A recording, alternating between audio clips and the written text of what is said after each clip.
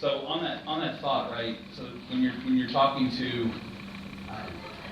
when you're talking to a room full of white people, but when just someone is talking to a majority white population and trying to navigate the power structure that's in place that reinforces whiteness as the standard, the default, the norm, the most common. When you're trying to navigate that power structure, and going back to the previous question, trying to help people learn or appreciate or understand the difficulties of non-white people. When you say that class struggle, right? So I know there are different movements that originate in different non-white communities, and they're all sort of working toward the same goals, but they're working through different means, different communal identities. And so, thinking about 2040, thinking about even 2020 and post-Trump politics, what kind of civic engagement are we talking about to sort of achieve class struggle in a way that allows us to eat at the taco shop? Right. So that's a great question. Getting me back on point here, like the UTLA strike in Los Angeles was an enormous strike, involved thousands of people. Right. The face of that strike was a woman named Roxana Dueña, and so it should have been. And she was a teacher in Boyle Heights, and so it should have been. Latina is the lowest paid worker in America. 54 cents on the dollar, right? And so that is absolutely her being the face of a proletarian struggle was absolutely the correct thing. So I do think that when I talk about class struggle, I'm talking about all these things simultaneous at once. I'm not saying that don't forget that race stuff, here's the real stuff. No. This is that race stuff is history. You say I don't see race, you're talking about you don't see history then. That's how things got the way they are because of these things, because of the history of conquest, history of colonization. This is what happened, right? And so, talking about class struggle in that way, I mean, oftentimes people, will get confronted by this, you keep talking about race, but my family were coal miners. Right? So were mine, and they got deported in the 30s. And they were born here. And that's something that happened. In the 1930s, the Mexican Repatriation Act, 750,000 to 2 million people were deported, 65% of them American-born. And my grandfather was one of them. And so, that is part of the history. That is part of working class history, period. Just as Ernesto Miranda is part of working class history, just as Danny Escobedo is part of working class history. There was a high school case that I actually wanted to bring up, which was Rodriguez versus San Antonio School Board in 1973. Right? Now this is a long part of Mendez versus Westminster in 1954, the Lemon Grove incident before that, the Chicano blowouts. It's a struggle for Mexican Americans to get an education, right? But that's not what Rodriguez versus San Antonio was completely.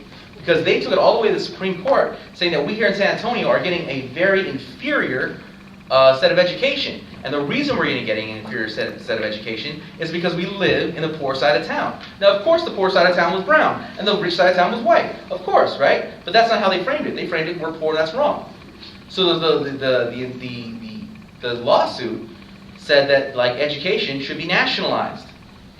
Everyone should get a quality education, regardless of the zip code they live in. They lost, and were told by the Supreme Court that education is not a constitutional right. This was in 1973. Now they lost, but had they won, what would that have meant? What would that have meant? That would have meant a national education system, not one based on wealth and poverty. That would mean that all schools would be equally funded. What would have been the effect of that? Right? So you can't say that our struggles is not a class struggle. You can't say that our struggles don't affect everything. Now who's got a question? Bobby. Yeah, I was going to say I was in this big study group that we had. It was put together by United Way. It was called the Community Change Project, and it was to look at how we can improve the financial stability, right, and affordable housing in the community. And they came out with this report called ALICE report, Asset Limited Income Constrained Employed People. And it turns out that Stevens Point has 48% income constrained people. In other words, this is the poor and the near poor, right? If you look at every campus town in the state, and I did, it's all like above 40%, right? So then I said, well, what are our minority populations? And sure enough, Latino population is the highest, but we almost never hear about the problems of the Latino community because of things like ICE. ICE makes the Latino population like invisible because nobody wants to speak up, lead a strike, do any of that stuff. So, and by the way, the Hmong women in town, young Hmong women, turn out being the loudest spokespeople for all our minority people. They even sent some people down to Madison. They were shadowing the ICE agents to see if they could intercept, Wow. a bus, right? So you're going to all the campuses that you can, right? How can students start to get out into the community and engage, interact, become part of the solution, start thinking of yourselves as working class? Because when we look to 2040, we're also going to be a majority poor people nation. That Alice number is going to go over 50%.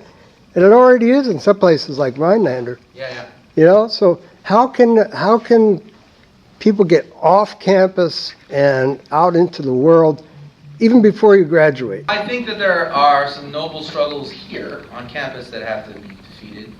Sounds like that happened, like they were trying to destroy the humanities here. So sometimes there are things you have to do here. And then once that's done, you can take it out into the world, right? So then, to going out into the world and reaching out to the community, servicing people who, could, use resource and access here would be great. Find ways to bring people in. Find ways to bring people from out of the community here and use the resources of the campus in order to assist the community. And, they will know better than you how to service the community, as you will know better than I how to do that.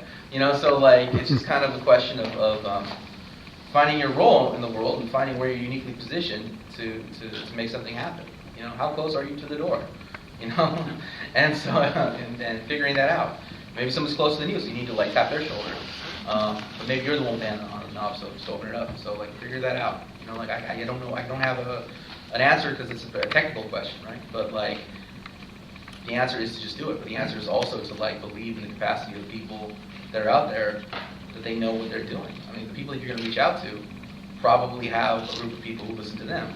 Anyone that has a group of people who listen to them is actually a very effective, capable communicator. So just trust in them that they know what they're doing, and then try and get them any way you can the resources that come from this campus. This campus is just an accounting here, but to them could actually mean changing the lives of 3 or 4 people. I was actually kind of curious to know your thoughts on the impact of location, dealing with plights that are occurring down south.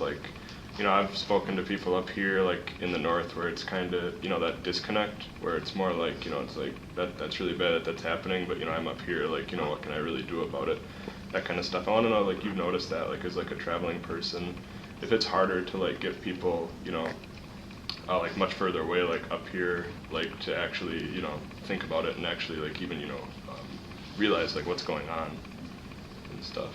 Yeah, is it hard for me to get people involved in I don't know, it's impossible for me to get people involved. Guys come in from here for a day and I'm gone, right? But if that's your passion, then you need to find a way to again, access the resources of this campus, right? I was at the University of Cambridge, right? And I gave a speech about, it was a different speech, but I gave some speech and I did some poetry, and then someone asked it was really inspiring, but what can I do as a student? I don't know what to do as a student. And I was like, you are a student of the University of Cambridge. Stop acting so helpless. This is ridiculous. Some of the things I saw at the University of Cambridge were ridiculous. It was a decolonize Cambridge. What the fuck does that mean, decolonize Cambridge? How do you decolonize Cambridge? Imperial centers of the world. Anyhow, the point that I'm trying to make here is that you are a student at the University of Wisconsin. The university has resources. The university has resources. You can access them. And you can do something. I don't know what that is. I don't know what paperwork you have to go through. I don't know who you have to talk to. But I know that campuses have resources, students are very powerful. So you can get access to them. So that's the power you hold in the world.